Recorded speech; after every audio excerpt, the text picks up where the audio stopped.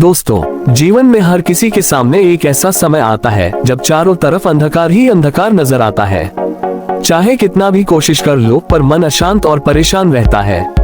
ऐसे वक्त में क्या हम उम्मीद खो दें? क्या यही सही रास्ता है?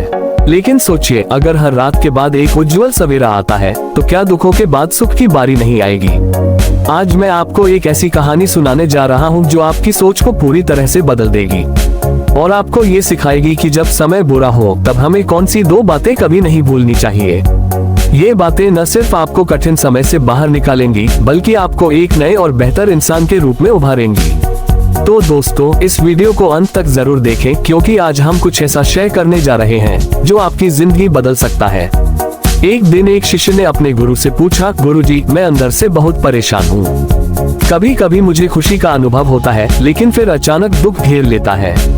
क्या कोई ऐसा तरीका है जिससे मैं हमेशा खुश रह सकूं? गुरुजी मुस्कुराए और शांत स्वर में बोले, बेटा, जीवन में हर चीज बदलती है। जिस तरह से मौसम बदलता है उसी तरह हमारी भावनाएं भी बदलती हैं। खुशी का आना तय है लेकिन दुख का जाना भी उतना ही निश्चित है।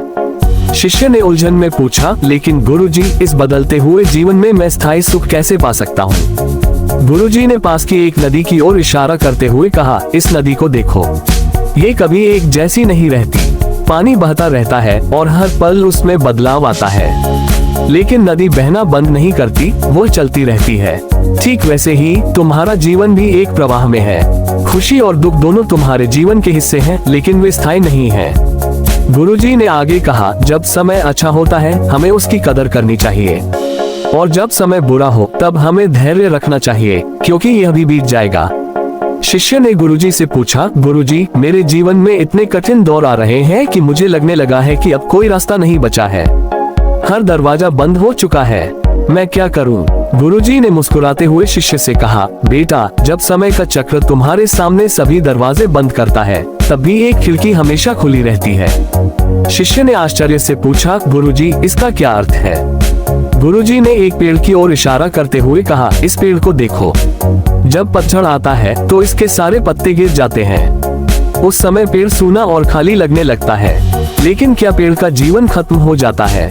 नहीं, कुछ समय बाद वसंत आता है और उसी पेड़ पर नए पत्ते, फूल और फल लगते हैं। पतझड़ सिर्फ एक अस्थायी दौर था, लेकिन पेड़ का जीवन चलता रहता है। गुरुजी ने समझाया, ठीक उसी तरह जब जीवन में कठिनाइयाँ आती हैं और तुम्हें लगता है कि सारे दरवाजे बंद हो गए हैं, तो याद रखना कि कोई न कोई खिड़की हमेशा खुली रहती है। हर कठिनाई के पीछे एक नया अवसर छिपा होता है। हो सकता है उस समय तुम्हें वो खिड़की नजर न आए, लेकिन धैर्य और विश्वास के साथ तुम उसे जरूर ढूंढ लोगे। ये सुनकर शिष्य की आंखों में चमक आ गई। उसने समझ लिया कि जीवन में चाहे कितनी भी समस्याएं क्यों न आए, हर परिस्थिति में एक नया रास्ता होता है।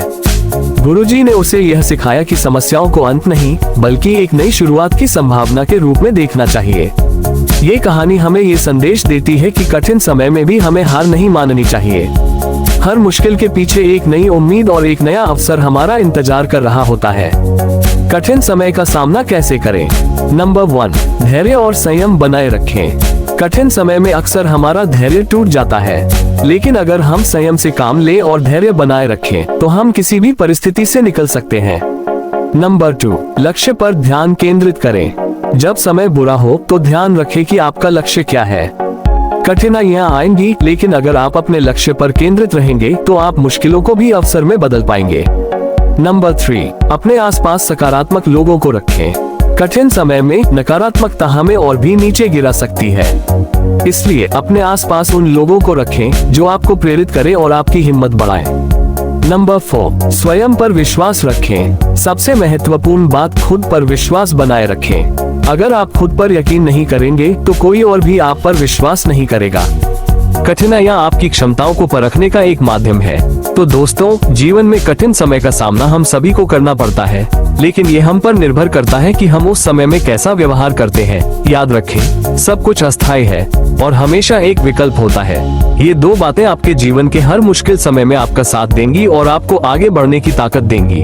अगर आप इस सोच के साथ आगे बढ़ते हैं तो कोई भी कठिनाई आपको रोक नहीं सकती। तो चलिए इस कहानी को अपने जीवन में उतारते हैं और हर मुश्किल को एक अवसर में बदलते हैं। धन्यवाद।